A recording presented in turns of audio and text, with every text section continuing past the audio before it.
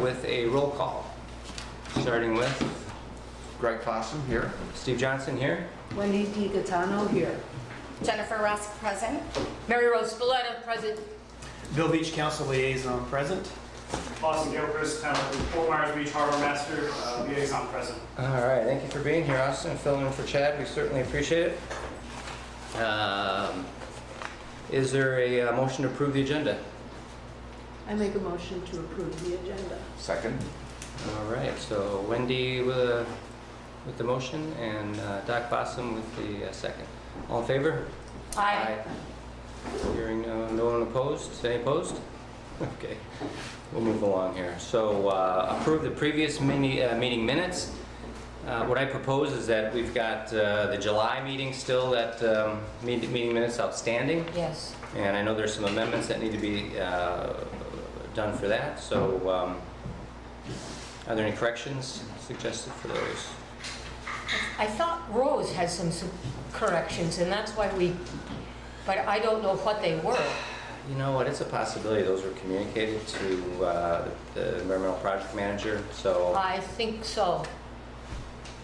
Well, on the subject of the approval of the minutes, we also have last meeting's minutes that we just received, and there are some, the fact that there's some people that aren't here today.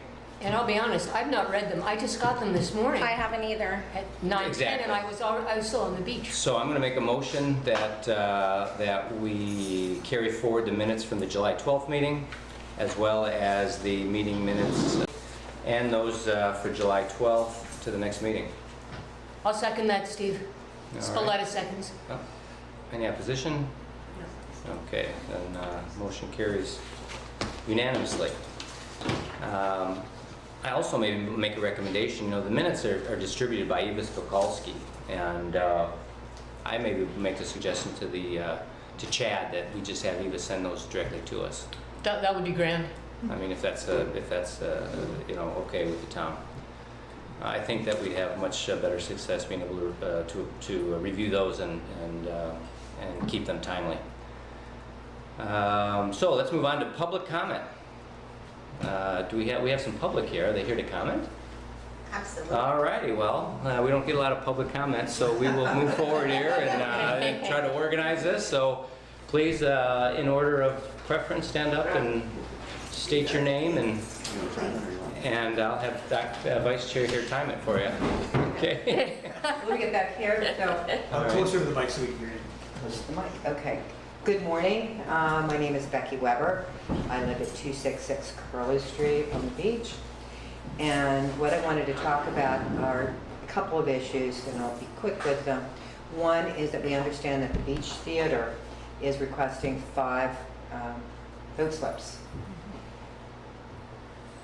We also understand that London Bay is considering bringing a shuttle in, because they have shuttles that they're planning to go through the beach in their plans, they want to take through to Charlie's. Mm-hmm. So I am on both Curlew Canal and Egret Canal, because I'm at the end. And these are quiet residential communities with very small canals, okay? It's almost impossible to turn around at the ends, because they're shallow as well. And people buy there for relaxation and enjoying their canals and not having boats all over the place and being disturbed all hours by boats going through. And I would say that I am requesting that these ideas not go through. These are residential canals. The shuttle should be dropped at public marina, and they could be shuttled from there, you know, in any way necessary. And as far as putting in dockage at the Beach Theater, what do they do when those are full? How are you going to handle turning around boats? And are boats going to be tying up at our docks and things of that nature because they can't find a place to go? And so my request is that we do not do that. Thank you. All right. Thank you, Becky. May I ask Becky, has it ever been? Has there ever? These are no I'm not questions, supposed not to ask. questions on that. Sorry. When you get to the member items, you can address whatever's on. I'll be here to answer. Okay, thanks, Becky. Next. Hi, I'm Nadine DeGenova. I live on Curlew Street. I'm a neighbor of this lovely lady over here. First of all, thank you all for your time and being here and what you do to help keep our island peaceful, serene. I want to first back up exactly what she said. I can't elaborate further. The reason why we retired here, came here, was for the wildlife, the peacefulness, the tranquility, and the sense of community, which we all have right here. So thank you for hearing us. And my concern is, as I grow a little older, is that I love being able to sit in my backyard and see the birds. I mean, the birds. I forget, God made them, you know? They're here for us too. And they live on our beaches and they live in our skies. And they come by, and it is a part of our healing process because all of us are going through that now, having survived a Cat 5 hurricane. So just keep that in mind. I know big money's coming in here. Trust me, money's important. We've got to have our pocketbooks, right? But let's not lose the sense of morality and life that God gave all of us, including all of our furry friends and everything else. And I know it's going to be tough, and you're going to be going up against big money and big companies. But keep in mind that we are the people. We are the people that made this island who it is. And I want to keep it that way. And I speak on behalf of the work that's being done by Turtle Time, of course the Marine Task Force. You guys are great. But those birds are important out there on that beach too. I don't want to forget them as I sit in the comfort of my own home. They need a place to live too. And I think we can all walk hand in hand on our shores together in peace. That's all. Thanks. All right, thank you, Nadine. Very good. Any other public comment? Nope. Okay, sure. Sure, come on up. Good morning, everyone. Jim Dunlap, 131 Egret Street, just 2 houses down from Beach Theater.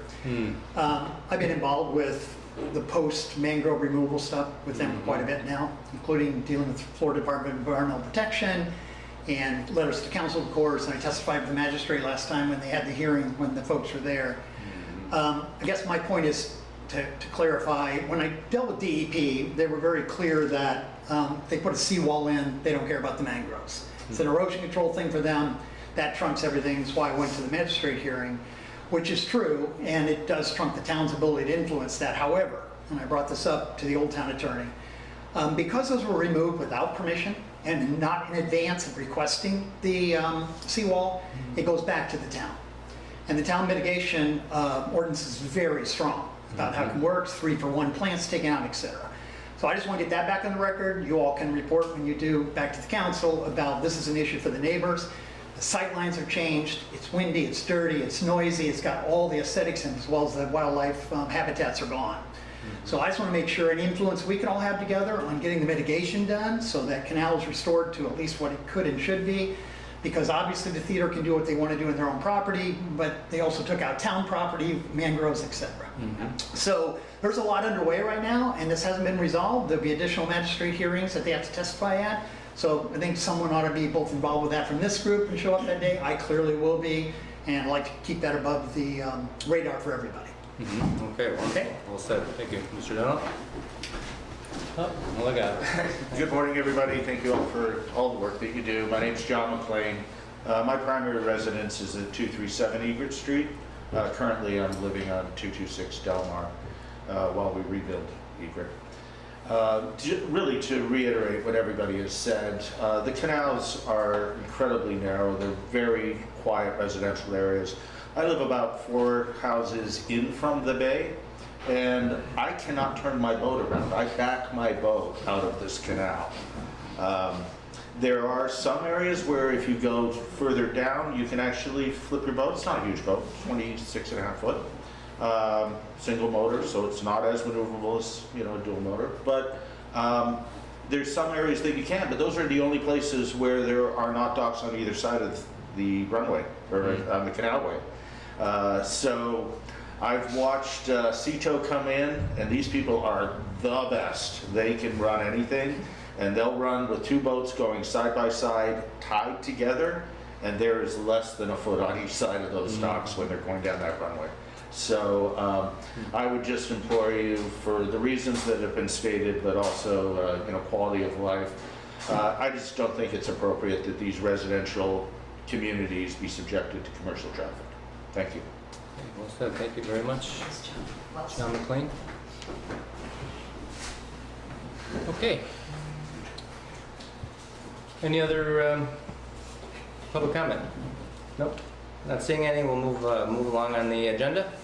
If I can find it. Here it is. All right. We'll move straight toward current items. And first on the, actually on the current items typically is a staff update. And I don't know if Austin, if Chad provided you the staff update for this month Yeah, today. I got some points I can go over. Okay, if you would, that'd be great. Austin Gilchrist, Town of Fort Myers Beach, Harbor Master filling in for Chad Schutz. Let's just go with the sea turtle. High disorientation in the sea turtles from the count that he has. He's got 12 from the 32 nests have disorientation. That's 40%. He says at this rate we'll have 25 of the 69 nests disoriented. The causes are from direct and exterior light sources visible from the beach, others from sky glow and such from the beach as well. Recent disorientation at Newton Park, 29 hatchlings were found in a pool across Estero and Fuller and the drain. Staff is requesting all properties off and on the beach be evaluated, their exterior and interior lightings. This is just requests from the staff. Functional curtains should be installed, especially on rental houses. We have houses being rented on the beach with renters with no curtains to block the light reaching the beach there. Any house visible from the beach must have long laden weight bulbs installed, as long as redirectors to redirect any light pollution coming from those as well. Long laden weight bulbs must be installed on all street side beaches, beach front homes. Bright white LEDs reflecting off neighbors can cause a glow, disorienting the turtles from larger buildings and condos and things of that sort as well. Moving on to shorebirds. Different story. It's a record year of nesting this year with the shorebirds. The species include snowy plovers, meese terns, and black skimmers. This success can be contributed to the FWC, beachfront property owners, and the towns for putting into work to help preserve these nests. Beach management. Beach burn project will resume in September once the snowbirds have fledged the area and FWC monitors and FWC gives the okay for the work to commence. Reimbursement project is pending. USACA permit has been issued, which is awaiting the U.S. Fish and Wildlife Services for comments. So, staff will be issuing an invitation to bid for making beach accesses more accessible by making the slopes more gentle with 1/20th slopes added in. There are challenges on some of the accesses not having enough width and landwards to develop these areas and achieving that goal. Water quality report. Lynn Hall has one moderate fecal indicator observing in mid-July. All other observations around Lynn Hall Park and Bowditch has been all in the green. All right. Vegetation. Staff is seeking direction from Town Council regarding the tree protection ordinance and vegetation requirements in the new single-family resident construction. Input for the SFR constructions include the current no vegetation and tree requirements of single-family homes construction. Staff is seeking direction from Town Council with regards to tree and vegetation requirements for single-family homes constructions, including trees based on lot size and setbacks, canopies and palms, native versus exotics, requiring all removal of exotic invasive species, drought-resistant ground cover, artificial plastic grass cover, dune vegetation, wet vegetation, mangrove planters on the seawalls and wetlands and so forth. And the M&P will also present the irrigation and storm, and the water shortage ordinances for SFWMD, which includes the staff report. All right. Well done. Thank you, Wow. Austin. Yeah, it's a keeper. That's a report. All right, awesome. Thank you very much. So we'll move on to the highlight here of the day, and that is an FWC presentation. We have Becky Schneider here, along with Alexis Cardis as well. Hi, riding shotgun there is Adam, right? Is it Adam? Yeah. Okay. I'll introduce them all when I get started. Okay, thank you, thank you. So is Like you're hiding in she your own little nesting colony over there. prepares? Okay, wonderful. Great. All right. Good morning, everyone. My name is Becky Schneider. Thank you for the invitation to present this morning on the topic of shorebird conservation in Fort Myers Beach. This is my third presentation to the Marine and Environmental Resources Task Force, so I really appreciate the support over several years, particularly on shorebird conservation in this community. If you don't know me, I am the regional biologist for FWC's Southwest region. So that is a 12-county region that goes from Hernando County all the way down here to Lee County and inland to Highlands, Hardee, and DeSoto County. My focus is on species conservation with a particular interest in imperiled species conservation. So those would be our state-listed species and our species of greatest conservation need. We work on non-game species of all kinds, whether they're listed or not, however. And my work in the region is to identify conservation needs for this region, prioritize those needs, and then subsequently implement actions that address those needs. So our work is within the Division of Habitat and Species Conservation, but we work across divisions in partnership within the agency, also across agency boundaries with organizations like FWS, Fish and Wildlife Service, and the DEP, and across divisions within our own agency, like the Division of Law Enforcement and other divisions that operate in this region. I'm joined this morning by my regional shorebird biologist, Alexis Cardis. So Alexis works on all the same issues I do when it comes to imperiled species conservation, but specifically shorebirds. So that those would be our beach nesting birds that I'll talk about today. But Alexis's focus is exclusively shorebirds, and she does supervise our seasonal staff who work here in Fort Myers Beach on the Little Estero Critical Wildlife Area. And I'm also joined by Officer Adam Brown. He's our Public Information Officer and has an excellent focus on providing education and outreach to the community when it comes to the rules and regulations related to shorebirds and other species. So I appreciate again the invitation. I'm happy to get started with the presentation here. Okay, so I'm going to start with the discussion about the Imperiled Species Management Plan. This is kind of our guiding document for planning and prioritizing conservation actions throughout the state. The Imperiled Species Management Plan, or ISMP, is FWC's comprehensive approach to managing imperiled species. It's a culmination of the work that began with an overhaul of our listed species rule. That would be Rule Chapter 68-27 in the Florida Administrative Code.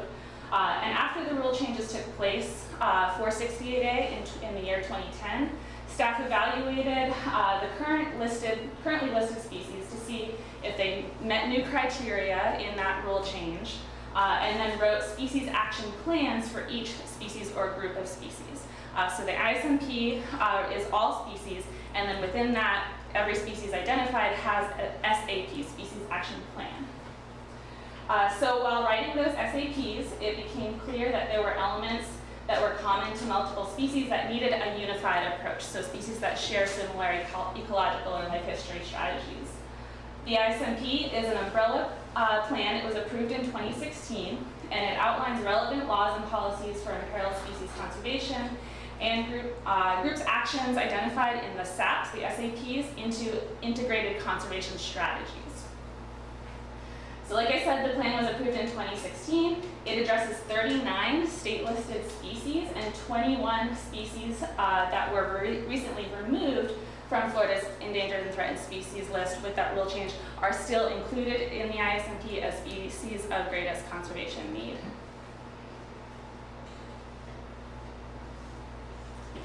So from the ISMP and the subsequent Species Action Plan SAPs, we developed guidelines. Guidelines detail several key components about the biological background necessary to understand each species or group of species' essential behaviors, and what actions might result in take of those species, what we call take, which I'll define later. The guidelines also identify voluntary conservation measures that are designed to benefit those species. They provide information on how to avoid take and when a permit is needed if take is not avoided. And they also provide minimization and mitigation options when those permits are needed. So these guidelines are identified in the ISMP as a mechanism to clarify protections that improve the permitting process for state imperiled species. All 60 species that are included in the ISMP will have guidelines developed. We are in the process of developing them. We don't have all 60 guidelines available now, but this is part of the process that we are directed towards implementing. And there are guidelines for both listed and non-listed species. For example, osprey is no longer listed in the state of Florida, but we still have guidelines for addressing when permits may be needed for osprey. Okay, so these guidelines are the last step in the process that started back in 2010 with the species action plans and the imperiled species rule change. They're a piece of what help the community, our customers, our constituents understand if their activities may cause take and how to get a permit when take might occur. So the guidelines I'm focusing on today cover 4 of Florida's state threatened shorebirds. So like I said, oftentimes when there's shared ecological strategies for groups of species, we lump them all into one set of guidelines. That's part of the reason why this particular set of guidelines is 80 pages long, because we have 4 species to cover. These are our 4 state threatened species. We collectively refer to them as imperiled beach nesting birds, or you might hear the acronym IBNB, which we shorten to IBNIB. The guidelines include 2 solitary nesting shorebirds. That would be the American oystercatcher and the snowy plover at the top there, and 2 colonial nesting seabirds. These are the black skimmer and the least tern.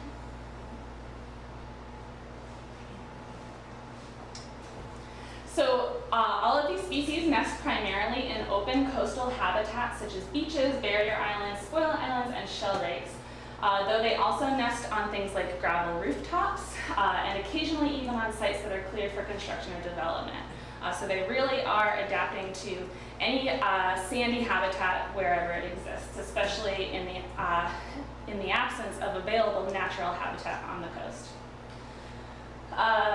All 4 species dig a nest, dig a nest by creating a small depression in the sand, or the shell or the gravel, whatever substrate they're nesting on. And we refer to this depression in the sand as a scrape.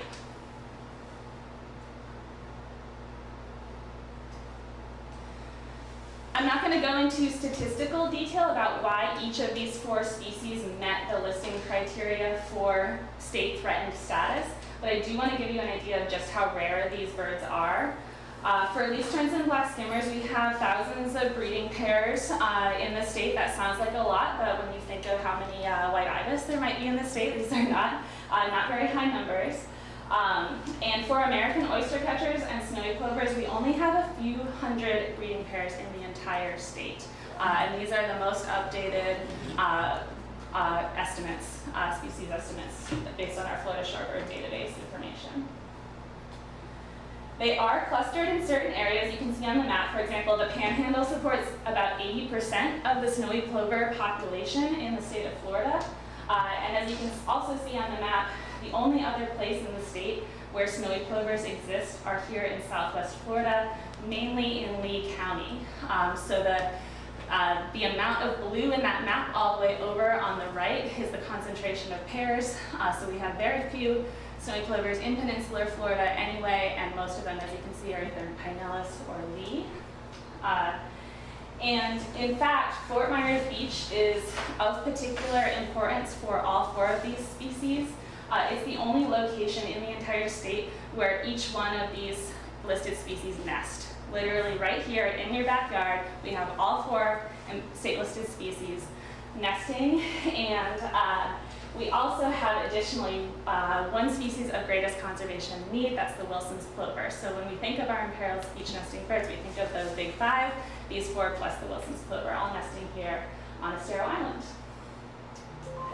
Fort Myers Beach also supports 2 federally listed species in the non-breeding season. That would be the piping plover and red knot. So when I'm talking about how important Estero Island is to shorebirds, I'm not just talking about the importance for breeding, I'm talking about how important it is for stopover during migration as well as for some federally listed species.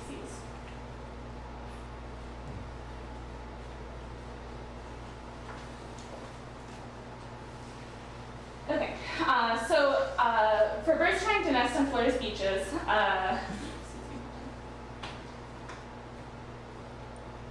As you can imagine, there are many challenges for birds trying to nest on Florida's beaches, which have contributed to these declines in these low numbers in each of these species. The primary threats that I've presented to this task force before include human-related disturbance, as well as increases in the number of predators or a predator-prey imbalance, habitat loss, habitat degradation, or exclusion from available habitat due to incompatible management activities.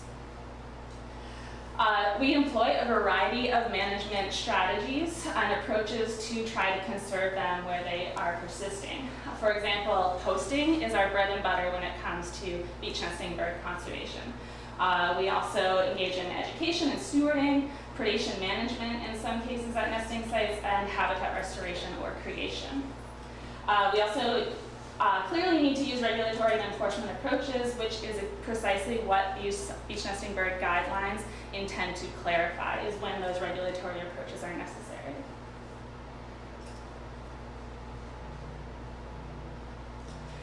State-threatened beach nesting birds are protected under Rule Chapter 68A, as I mentioned earlier, 68A-27.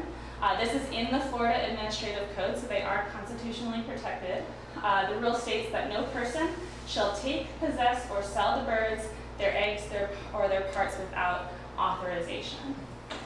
The definition of take includes these two key words, harm and harassment. And these are the words that we tend to focus on when we're talking about what take is or what the impact to shorebirds are. It's important. We often use this word take. You'll hear me say it often throughout this presentation. You'll hear Alexa say it. When we refer to take when there are activities that may cause harm or harassment to the species. And these are the forms of take that we most commonly see. So for our state-listed species, I should say all native species in Florida are protected from take. That's in our general prohibitions of Rule Chapter 68A-4. Our listed species Rule 68A-27 actually further defines take for state-threatened species specifically. And so that definition is clarified with examples in the guidelines, and that's really what I want to hone in on when it comes to why these species have additional protections by law. So the definition of harm in Rule Chapter 68A-27, the definition of take by harm means that it's an act which actually kills or injures fish or wildlife. Such acts may include significant habitat modification or degradation that significantly impairs essential behavioral patterns, including breeding, feeding, or sheltering. So when I'm talking about harm, I'm talking about actually killing or harming wildlife in one sense, or harming in such a way that that animal can no longer persist naturally. A very clear example of harm is when a vehicle runs over an egg or a chick. That would be considered take via harm. The term harass in the definition of take means an intentional or negligent act or omission which creates the likelihood of injury to wildlife by annoying it to such an extent as to significantly disrupt its normal behavioral patterns. These patterns include, but are not limited to, breeding, feeding, or sheltering. An example of harassment is if equipment that's used on the beach or a person that is recreating on the beach is repeatedly flushing the birds away from their nesting area. That would be considered harassment, repeated flushing.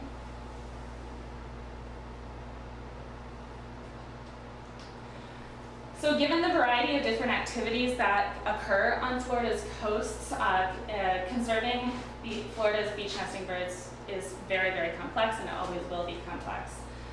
Conserving these birds requires a combination of non-regulatory approaches. The approach we always prefer to use, obviously, is non-regulatory.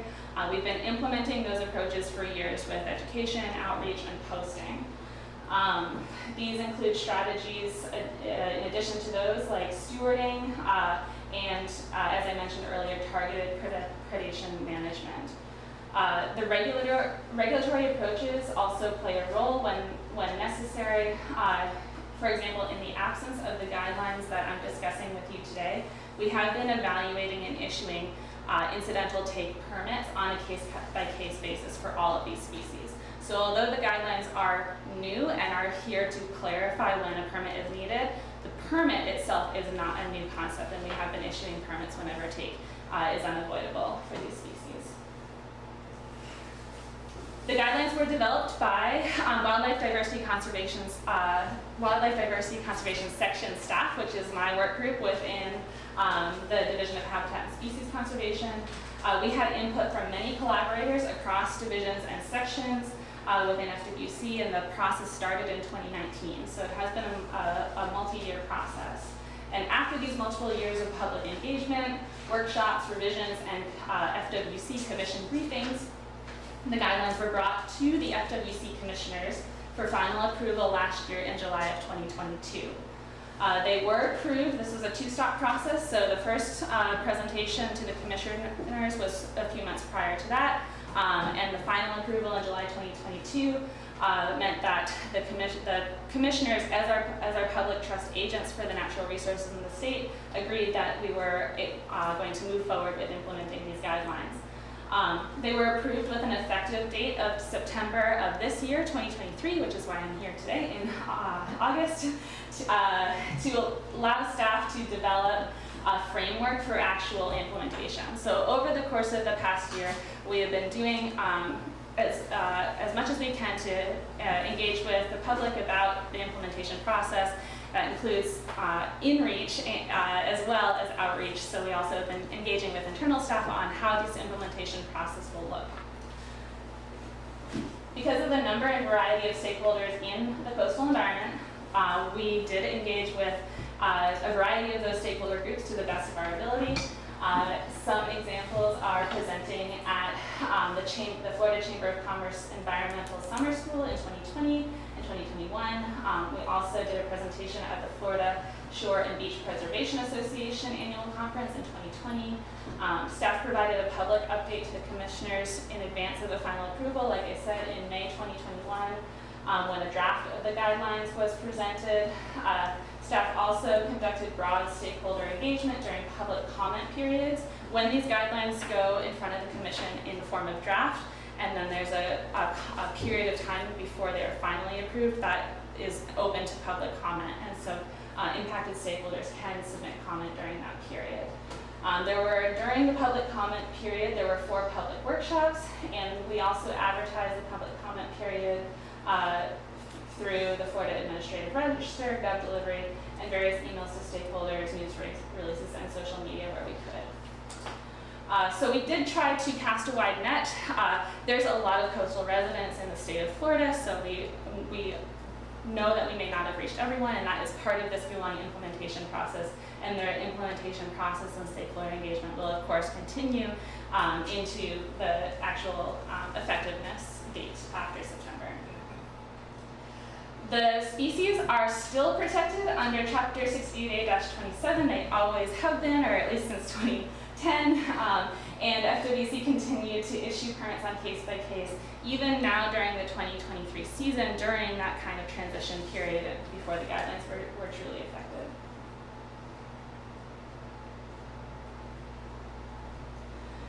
So, like I said, there's a lot of stuff that goes on Florida's coastlines, many coastal activities that could potentially cause incidental take. And when I'm talking about incidental take, I'm talking about take that is incidental to an otherwise lawful activity. This is why we really tend to focus on harassment in the take definition, because an otherwise lawful activity can proceed, but it may cause harassment, in which case we recommend an incidental take permit so that harassment is authorized by the FWC. Examples of incidental take, or examples of coastal activities, are those that may be regulated by DEP's Coastal Construction Control Line program, such as coastal construction, beach cleaning, or special events. We also have take activities that are regulated by DEP's Joint Coastal Permit process, such as beach nourishment, joints and jetties, groins and jetties, and dredging projects. These are all identified in the guidelines as things that may cause take. More than half of Florida's least term population nests on gravel rooftops, and so We also issue incidental take permits when rooftop repairs are needed when there are beach nesting birds on the roof. And intentional take does occur, and it is when take is the purpose of the activity. So when the intent of the activity is to take listed species, then an intentional take permit or authorization for intentional take might be required. An example of this would be scientific research. So if a black skimmer needs to be captured by a researcher so that it can be measured or banded or marked, then this would be take. It would be harassment of that species, but it would be under a scientific collection permit for that take. FWC does not typically issue intentional take permits other than scientific research and collecting permits.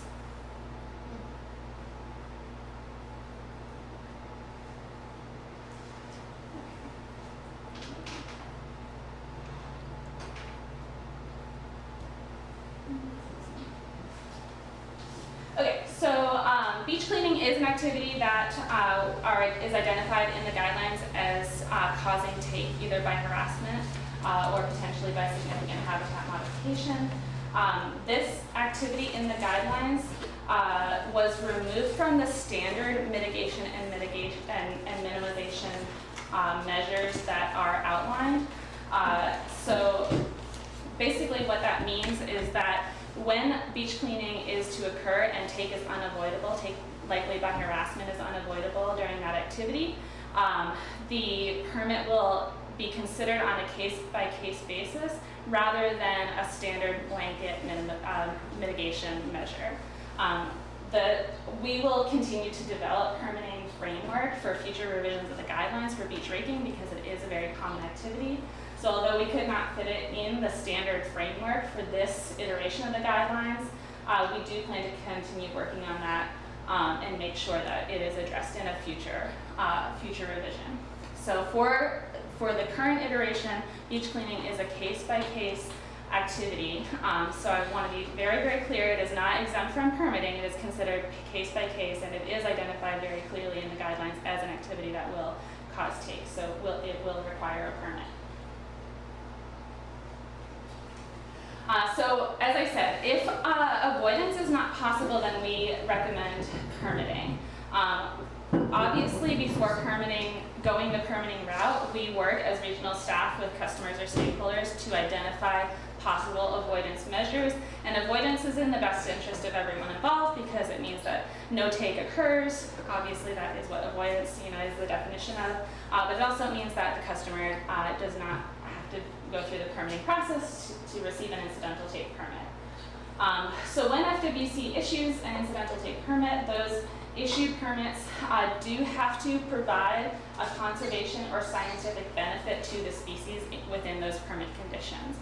So in recognition that take will occur, that take is offset by an identified conservation benefit. Usually this is accomplished through a combination of minimization and mitigation measures. So minimization is an activity that reduces take or reduces the likelihood of take, and mitigation is an action that counterbalances the take. So it would counterbalance take that occurs and provide an extra benefit to the species to offset that take. Prior to the guidelines, FWC typically issued only a handful of take permits for shorebirds annually, and this includes permits issued to rooftops. We do anticipate that there will be an increase in permitting,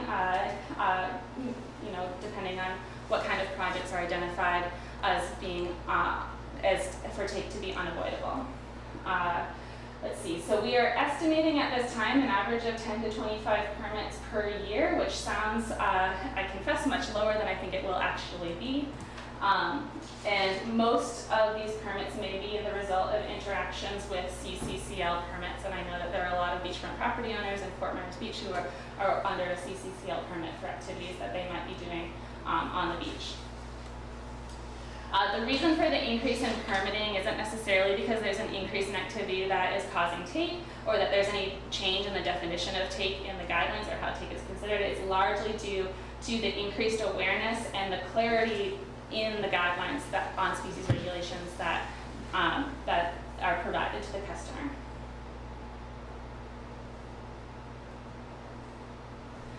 So throughout the development of the Imperial Beach Nesting Bird Guidelines, FWC staff did create an app that customers can use as an online resource to identify whether their project will cause take. This app we are calling ShoreMapper. Individuals can use the ShoreMapper app to see if their activity intersects with an area that is important to any 4 of these Imperial beach nesting birds. And stakeholders can use the app to evaluate whether their activities and project timing have the potential to cause take.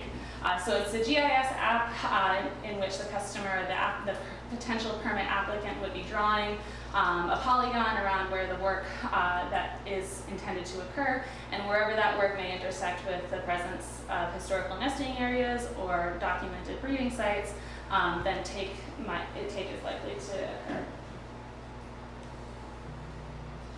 So in this case, like say ShoreMapper identifies that take is unavoidable, then individuals will need to determine the type of take and the extent of take. And that's again what the guidelines aim to clarify. So common types of take include harassment of adults and chicks, harm through significant habitat modification, and harm via direct injury. It's important to note, as I mentioned earlier, that FWC does not typically issue permits for harm. In the case in which permits are issued for direct injury or death of a wild animal or state protected animal, this would typically only be in the case of a health or human safety emergency. The next step in the process is individuals will have to make an estimate of the extent of take.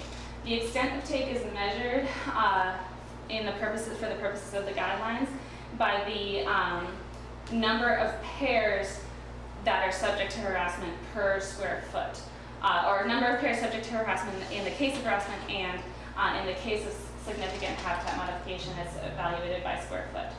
So basically ShoreMapper has those tools available to assist with evaluating how many pairs could be impacted or how many square feet could be modified.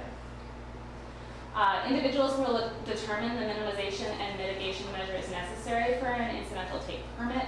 The guidelines do have those standard options available for a certain number of activities. Mitigation for other activities like beach raking, like I said, are addressed on a case-by-case basis. So it will be left to the applicant to identify those mitigation options that they are willing to present in their permit. Regional staff, myself, Alexis, the shorebird biologists, and others will also always be available for technical assistance, especially as our customers are beginning to understand how these permit guidelines work and what the permitting process is. So you'll see if you elect to read the guidelines in their entirety that there are often statements of contact your regional shorebird biologist for more information. So I'm going to go through a few examples of common minimization measures. I want to repeat again, our preference is always avoidance, but when avoidance is not possible, we recommend these standard mitigation measures. One might be employing a Imperial beach nesting bird permitted monitor. This would be basically like kind of like a marine turtle permit holder or a gopher tortoise registered agent. These would now be permitted monitors authorized with FWC credentials to monitor for take at the beach or at the beach nesting bird site. So the IBNB permitted monitor conducts a breeding activity check prior to the project activities and on each day of the project, and establishes any buffers that might need to be put in place to minimize take. These permitted monitors must meet minimum qualifications provided in the guidelines, and FWC is still seeking to recruit and train additional permitted monitors before the guidelines become effective next month. If interested, you can contact me or contact Alexis, and I know that this is something that I've already talked to the METRF team last year about potentially identifying community resources where these permitted monitors could serve the people of Fort Myers Beach. So when minimization is not possible, then mitigation options are available. Examples of mitigation include on-site conservation activities. This would be something like establishing a temporary seasonal refuge for the birds. Mitigation can also include off-site measures such as protecting, restoring, or creating habitat or managing predation. And finally, mitigation can take the form of a financial contribution to the Fish and Wildlife Foundation of Florida, which is the nonprofit organization that funds FWC's conservation actions in some cases. So the financial mitigation contribution is an option when other mitigations are not elected by the applicant. The mitigation fee that is collected in this case when the financial mitigation is contributed for an ITP goes to a pot of money in the mitigation bank for the Fish and Wildlife Foundation of Florida and earmarked specifically to pay for priority actions for these species. The standard financial contribution for harassment is measured per breeding pair of birds. It varies by species based on their rarity. For example, snowy plovers being far less abundant with so few breeding pairs within the state are more expensive, and least terns being, having approximately a few thousand breeding pairs left in the state have a different level of contribution. And these are based on abundance estimates from 2019. So I'm going to walk through an example of a situation that might be very common here as construction activities occur on coastal properties. So let's say there's a construction of a building that's taking place within 300 feet of a colony of black skimmers.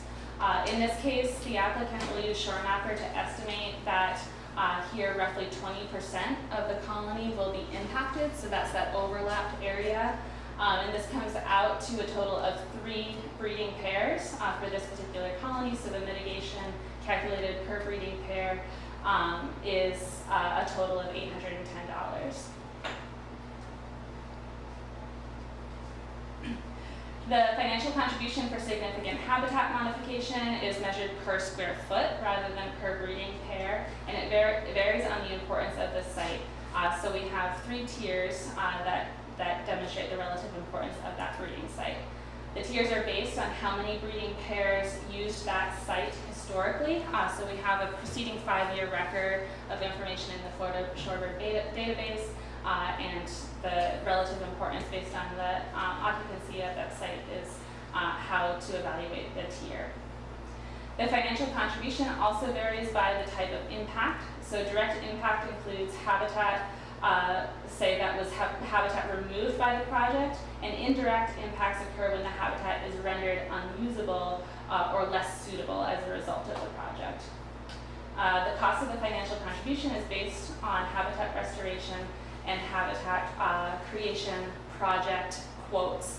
So basically it is trying to identify, like, if we lose this certain number of square foot or acre, a certain acreage of beach nesting bird habitat, how much would it cost to replace it elsewhere?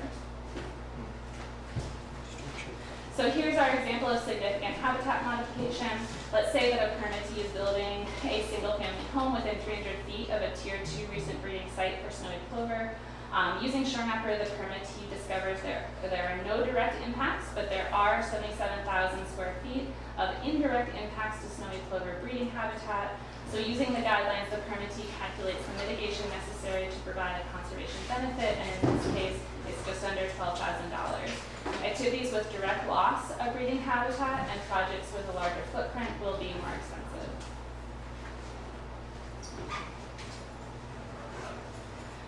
Delaying the effectiveness date until this year, September 2023, has allowed time to recruit and train permitted monitors, develop technical assistance products for our website, train internal staff, and raise awareness among stakeholders so that we can develop products based on their feedback and their case examples that improve our permitting process. We do have to develop a new type of permit for the permitted monitors, the IBNB bird monitors, And we plan to continue working with stakeholders on a standard framework for beach ranking, as I mentioned, that could be included in a future revision. We also, you'll see in the guidelines, do have special conditions for areas that are operating under emergency order, and that is something we're still identifying, and we will be working with the town of Fort Myers Beach to identify situations in which that EO is applicable to their construction project or their beach activity. So I really appreciate you inviting me again to talk about shorebirds. I want to drive home how important the Estero Island and the town of Fort Myers Beach is to our state-listed birds. I repeat, there is no other place in the state where all 4 threatened species breed, and so it's vitally important that we have community support for the guidelines and other conservation actions that FWC and partners do out on the beach. And my contact information is here. We also have lots of resources on our FWC website. The short URL is myfwc.com/ibnib. And I am happy to answer any questions either by the phone or on email. I don't believe that there is time for questions today, but I will be around. All right. Thank you. Thank you very much. Thank you so much. Thank you. I have just a quick question. Since, a lot of properties destroyed on the beach, there might be new nesting. So if someone had their property destroyed and it takes a year or 2 years to get permitting, there happens to be a new nest that develops in that time period, who determines there's a nest there and who determines all these contribution factors? Right, yeah. So when a nest is documented by field staff or law enforcement or any partner, who is identifying a nest and alerting FWC to the presence of that nest, then it goes into our Florida Shorebird database. And so that database will document where historical nesting has occurred, and when a person is aiming to pursue a incidental take permit for an activity that may cause take, they'll use that Shore Mapper app to see whether there has been documented breeding in the past 5 years. And that Shore Mapper app is updated on April 1st of every year. So if the applicant is applying for a take permit in the early part of the year before April, then the update from the previous nesting season may not be in the database yet, but if they're applying after April, then that nesting location may be in the database. So is there a requirement for all people to check that before they do start building? The expectation is that contractors would understand that they're working within proximity of a beach nesting bird site and that they would be pursuing the appropriate permits for their work. But part of this process is engaging with those contractors to make sure that they understand that Shore Mapper is a new resource and that they understand that the guidelines are now in effect. So there will be a lot of stakeholder work to make sure that folks understand everything about the permitting process, and that's precisely why we're coming down here and talking about it. Well, when someone applies for a DEP permit, when they're in a coastal area, then that is, part of that permit is checking for nesting activity? Exactly, and that's a good point, because we work very closely with DEP, so we have updated the permitting condition language in those CCCL and JCP permits as well, so that folks who are operating under a DEP permit will then see within their permit conditions that they may need to pursue an ITP from the Fish and Wildlife Commission. So that will basically be the trail of breadcrumbs that folks will follow to get there.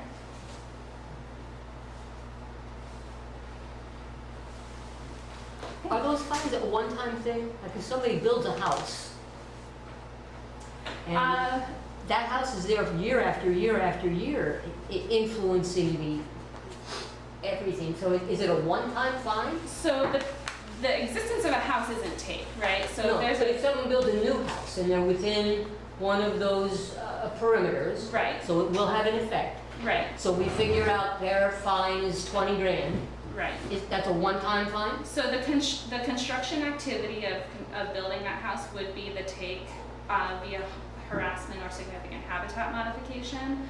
And so the permit mitigation would be for the duration of the permit, which is typically 1 year. I think there may be an opportunity to do an extension on that permit if construction activities take more than 1 year, because that mitigation has already been paid. I don't think that it would be appropriate necessarily to pay twice for the same activity that's already been permitted, but I'll have to get clarification on that. If it's significant habitat modification, like if the construction is removing habitat, Right. and I know that I don't think anyone hopefully is building their house right on the beach, but say hypothetically they were building it on the beach, then that would render that habitat no longer usable for shorebirds, and so the take permit would be for that significant habitat modification rather than for the harassment, and that mitigation, if financial mitigation is what the applicant elects, then that financial mitigation is based on the square footage. Does that include any structure? Yeah, I mean, so we'll be, like many of these permits will be associated with CCCL permits, right? So any coastal construction probably will require an ITP as well.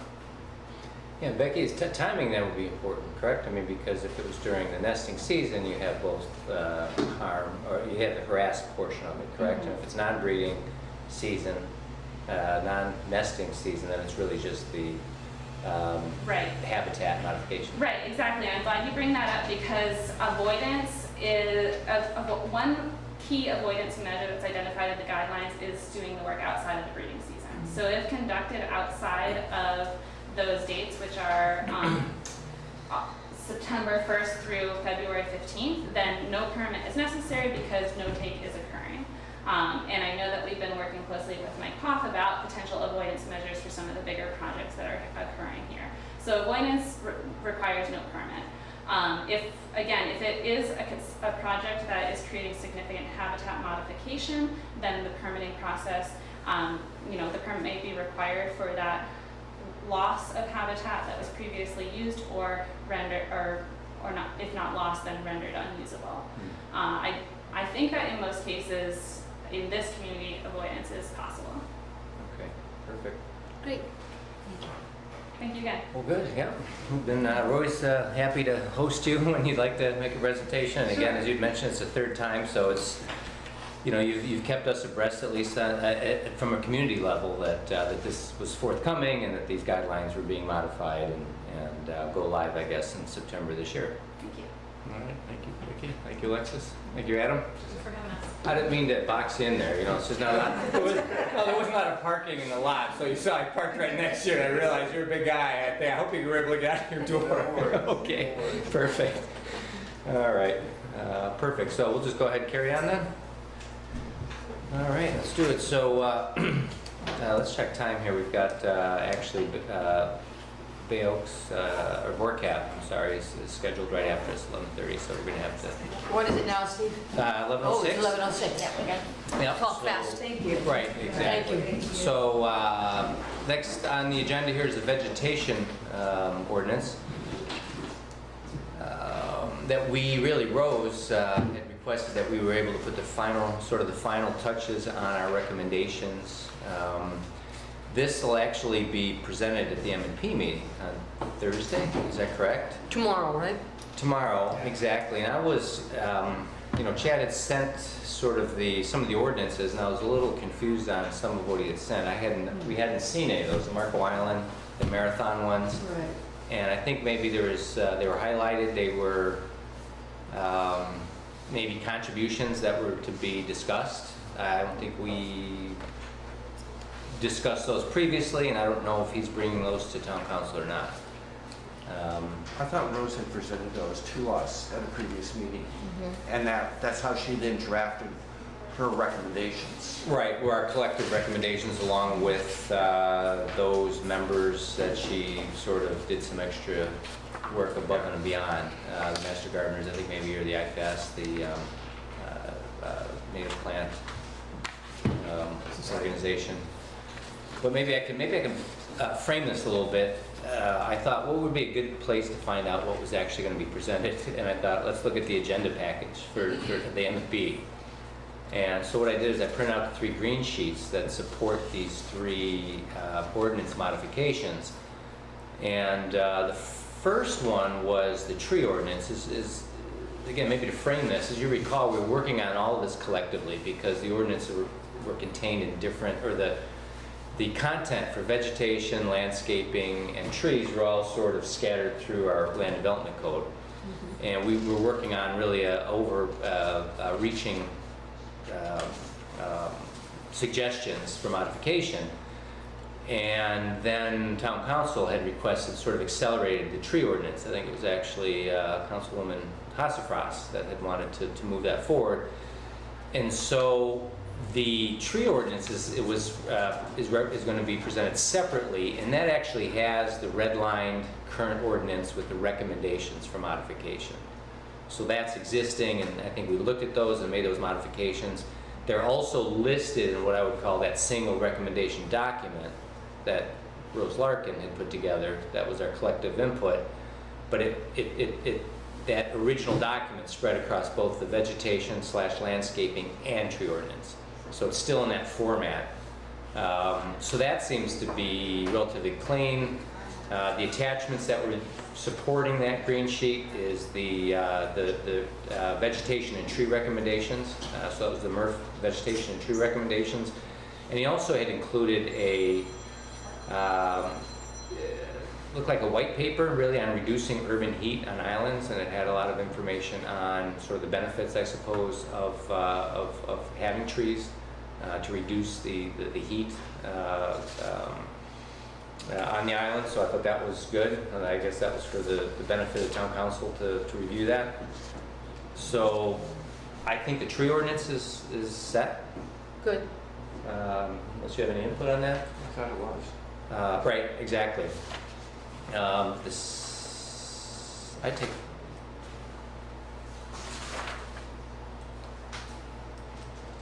take that back.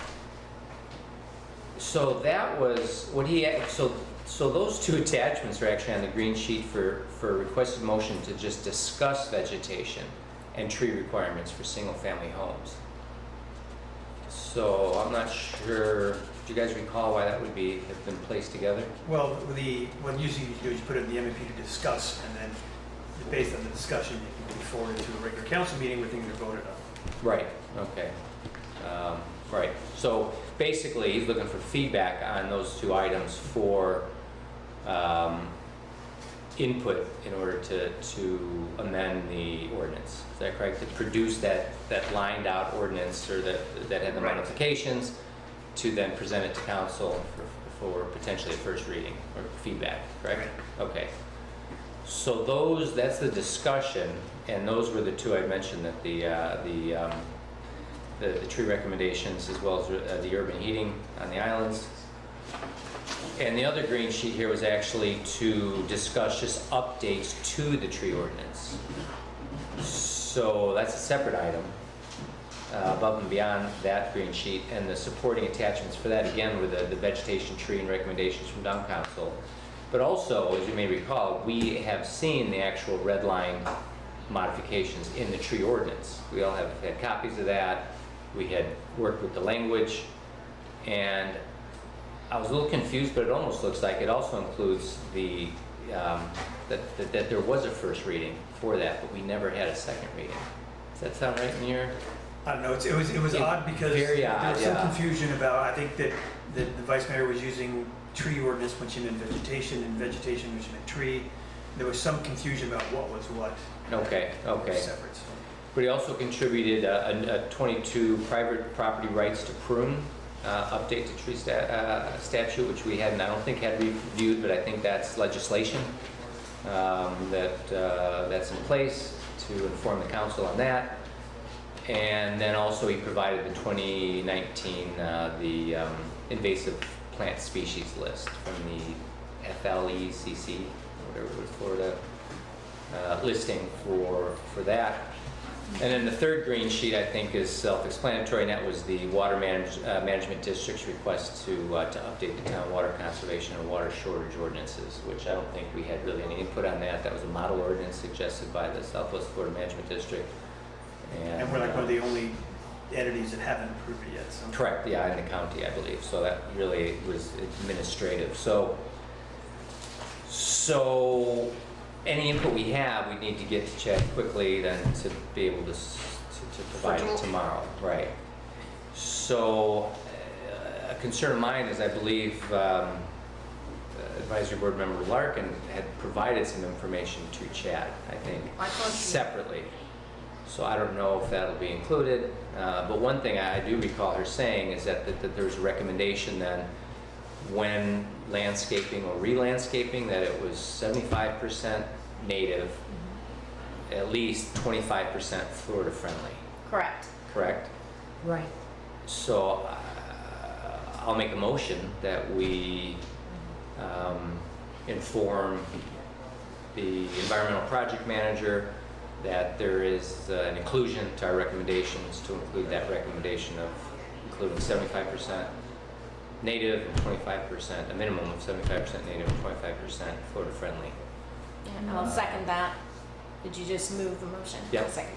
Okay, for discussion, and that applies, the application of that was that for residential, I believe? Because I think the commercial and multi-family That's ordinance were different. pretty well, yeah, our recommendations are closed on that. Yeah. Okay. So is that motion, The only thing, and I wish Rose were here to ask her, suppose somebody has a favorite plant from, I don't know, wherever they grow up, can't they, and they want to put that in, you know, and it's not in the 75 or the 25%. maybe that would be a variance? If Yeah. we It come and depends on what's request his it? favorite plant, because sometimes your little house plant in That's all, Ohio, that's what I'm you put it in thinking. your yard, it becomes a monster. Well, I think that's, Right. yeah, Like the but sometimes chiffonera. whether it'll grow or not too. I mean, you know, Yeah. it's not the most hospitable environment But for. look like chiffonera's. I mean, they're Right. house plants. They can take over, yeah, we better stick with that 75, 25. We're Okay, better off. okay. And the other point is that there are lots of beautiful native plants. Yeah, that's true. Oh, absolutely. Many that we've not. Well, for the reasons that we've discussed, I Given mean, they credit. don't, they're not resource hungry, watering, Yeah. um, Pesticides. pesticides and nutrients, you know, nitrogen, so. All right, so let's take a vote on it then. All in favor of the motion? Aye. Signify by saying aye. Any opposed? Not hearing any. Motion carries unanimously. So is there any other additions to the vegetation ordinance? Nay, okay. And I can see also why, you know, maybe the red line isn't, copies aren't being introduced because that was a previous council. I think this project's gone over 2 councils actually At already. least, So yeah. this would be the 3rd council, so hopefully we can affect some change.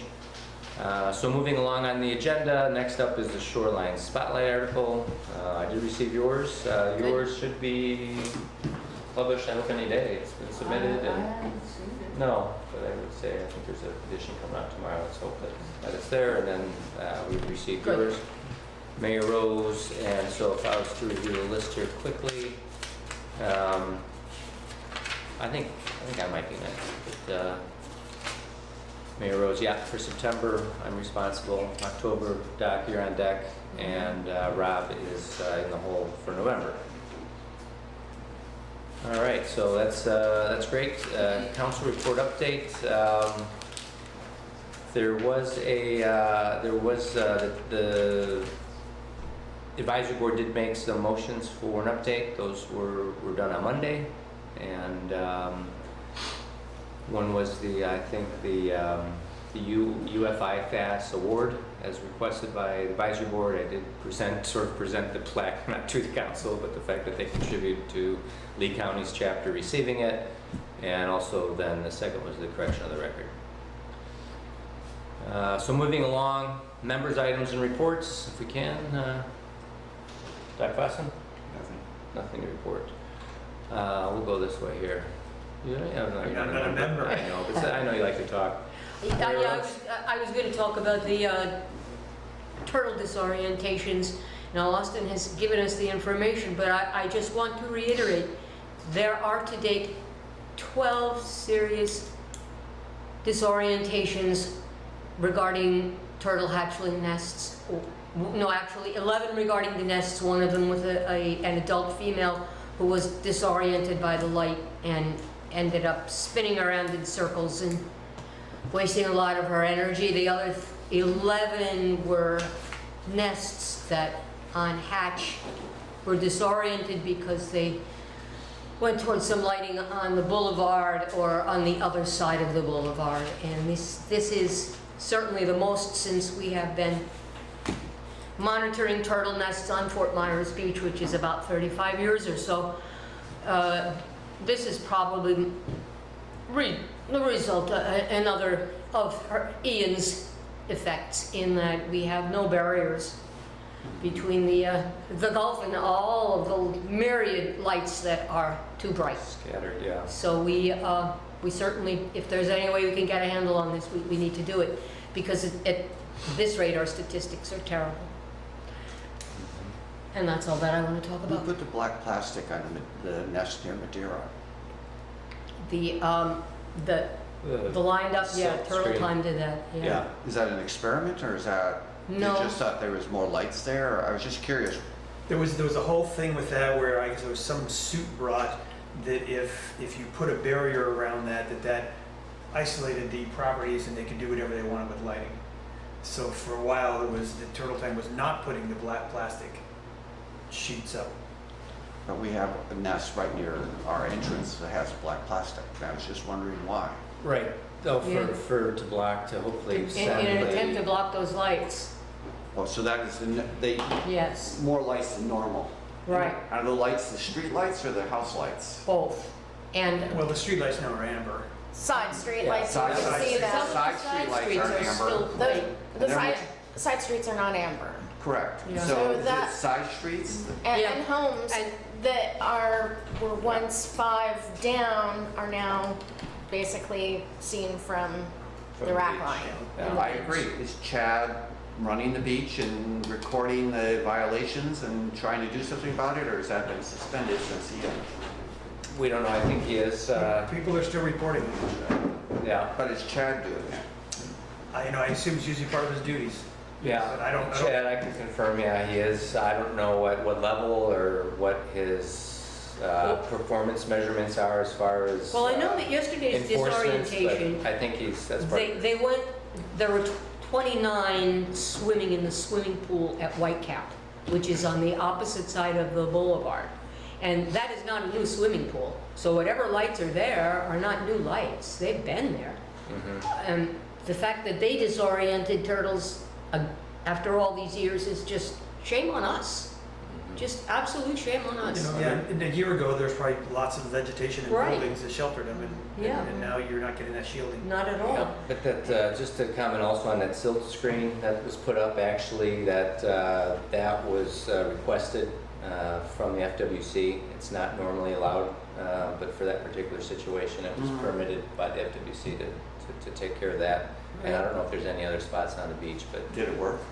it hasn't. It's made some difference, but what happens is when they get to the end of that plastic sheeting, if there's any light, they turn anyway. Well, And It's that's an what att- happened in it's front an of attempt to Wyndham. guide them to We had Yeah. plastic sheeting and you can see the footprints. They get to the end of it and there's something that And catches the their reason eye that, and they the go a reason long that they way. all don't receive that is because, as Bill said, is that the conclusion was that if you were to put those up, then there's no ownership of lighting on there's no need then to have, technically, there might not be a need for property owners to be concerned with lighting. Even with the recent one in Newton Park, some turtles went down the berm where they should have been sheltered from light and then turned around. Yeah, there's been some sky Yeah, glow it's been a issues too. mess. They're not all from direct lighting. Some are from, as Austin made his report, from Chad, Yeah. was that there's been a lot of sky glow issues too. I know Naples has had a lot of disorientations and Sanibel as well, just from sky glow. Because even that sky glow is now more exposed to the beach. Exactly, yeah. And it also, I think, is just because there's, less intense on the beach, it's even more pronounced. Yeah. So it's I know hard to Newton say Park- we're not turtles, but, In Newton Park, they said there were 29 little light detectors that went right for that pool. Exactly. right. And it was not an easy route, over curbs, Oh, no, you know, across through the street. scours, all Right. kinds of things. Right? Yeah. Yeah, I got 4 of them out of those crates, as I said, and 2 of them I found on the road, one squished. Okay, for the sake of time, anything else? No, that's all. There was Jennifer Russ. Steve Hage, I believe his name is. Is it Hage? Or Jeff from Jeff House. Huggy, sorry. Yeah. He just right before the meeting gave me an envelope full of drawings and journals from the kids' camp, Okay. and I was going to share them with you, but I asked him to kind of go through it a little bit and weed through. Okay, okay. Be careful. Yeah, no. There might be a bomb. Yeah, That's right. exactly. Anyhow, super excited about that, and I think that's it. All right, great. Wendy? Nothing to report. Nothing to report this month. All Although I right. have sent in my check to join the Estero Island Garden Club. Oh, good, okay. Yes. I'm very pumped about their plans to replant the beach accesses and to monitor those. Well, good. Yep, I know they're also presenting at the MVP meeting, so they also recommend the 75-25%. So there's Good. some reinforcement there. My update this month is simply, so I just got a clip the other day. August 12th and 13th, there's going to be the Perseus, if I'm pronouncing that properly, meteor shower. And it's considered the best of the year. Wow. So here in the next week, we're going to be able to maybe... And there's no full moon, perfect. Yeah, it's 2 days before the new moon, so it's Yeah. going to be dark as can be, and so that should be kind of cool. Grab a beer, buy a beverage of some type, and sit down and... Ironically, we were talking about going night diving then. Oh, okay, So good. that should be interesting. But with the lack of lighting, you know, Another it should- reason to go with amber lights in your house. should be even if you're pretty not. well, right. And then actually, maybe on this comment of the public comments today, I think that might be something we can add to an agenda to see how METRF could, if there's anything there that actually sits in our purview to make any recommendations to town council. I think. I'm not following you. What? Well, we had some public comment today Yeah. regarding the changes in residential usage I see. of the canals. And the. Valid point, definitely. And also the mangroves, Yeah. Right. you know, and the mangrove situation, and that's already been on our agenda about Yes. the mangroves, and so that's. But you're right, that's a good way to look But at just it. to actually discuss, have an opportunity to discuss Yeah. what their feedback, what you know, what they presented to us, and then off we go. Uh-oh, we're not yet. Oh, we're getting replaced. We're just Right, we're wrapping up here. It's a combination board cap MERV meeting. So anyway, that's something that I can suggest when we talk about future agendas. Public comment, is there, oh, I'm sorry, have we went around we went all the way around the members' reports. So for public comment, any other public comment for today? Nope, okay. No, but I have a Murphy that when I. Okay, Oh, we're we have moving right Murphys? to the Murphy right Oh, I now, know you yeah. I have a use couple Murphy Murphy. We are so far behind on Murphys, I can't even tell you. You know how much time we spent last meeting on me trying to figure out where we were at? Like a half hour. So I was turned around a few times, but so we are at the Murph Award.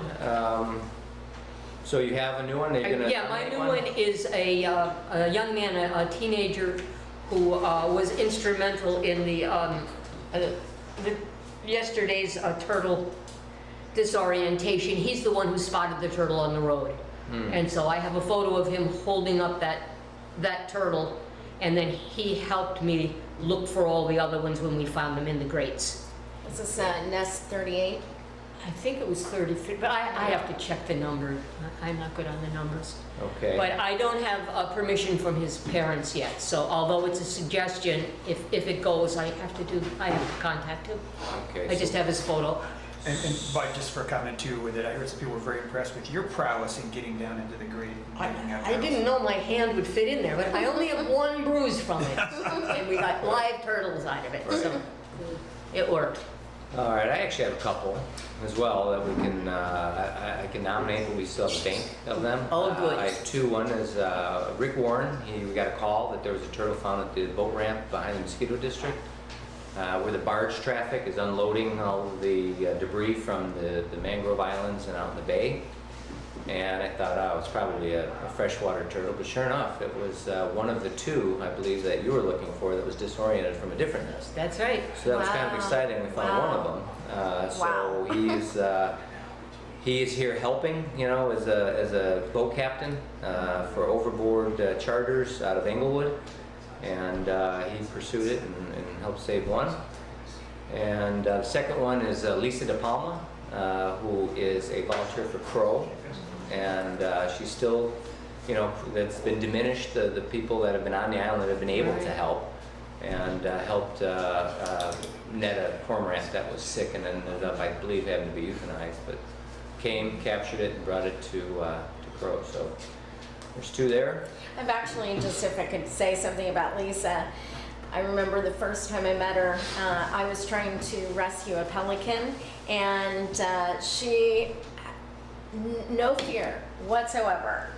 Yeah. She picked up this pelican, and the pelican, her whole head went into the pelican's mouth, and I was just like, oh my God, she's getting eaten by a pelican. Yeah, she's, But anyhow, she's quite a fabulous monster. Why and did her head- fearless.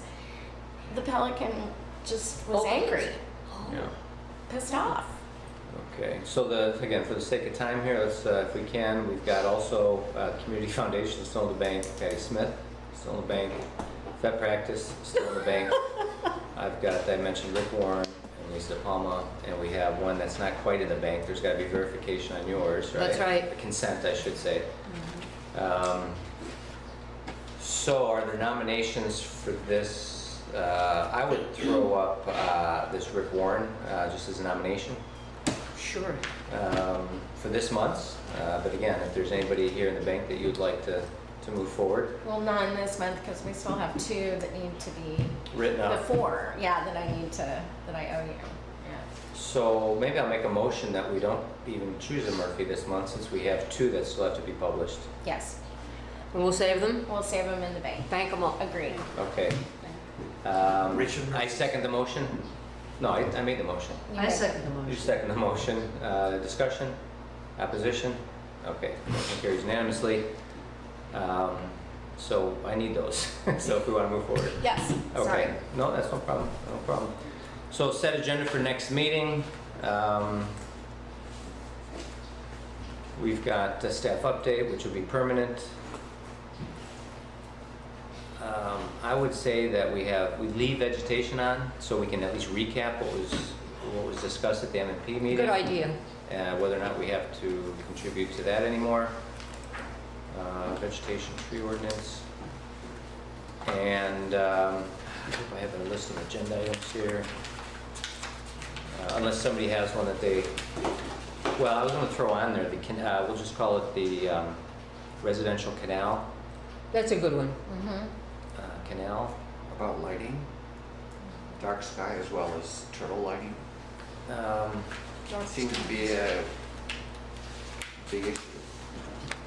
If we were a dark sky island, we'd have none of this. Okay, so here's our initiative guidance request. So these are the initiatives that we brought to town council. We have the landscape and vegetation management, we have the tree ordinance, landscape, we have the irrigation. 4/17/2023 pop-up tent. Education program, that was really just something we're working on. We still have the dark skies model ordinance potentially. Murph pamphlet. Seems like it's dated 2023. We still have the mangrove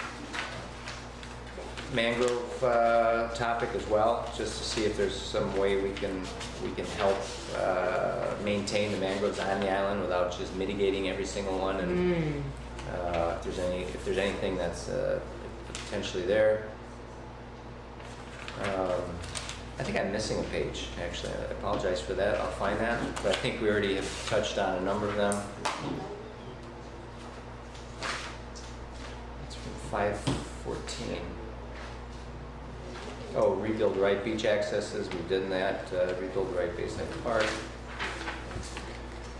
So let's just go with what we have here. We still have rebuild right town vegetation, I think that's off, rebuild right mangrove protections, rebuild right density intensity as it affects the environment on a barrier island, rebuild right beach obstructions, EC zone protections, beach raking and grooming compliance, and additional items as directed by town, and there were no contributions from town, with the exception of Arbor Day and the native plants, which I think is moving along. So,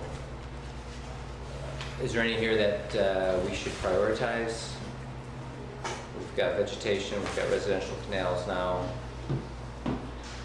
I think because we're in the middle of hatching season, I would put like All right, good.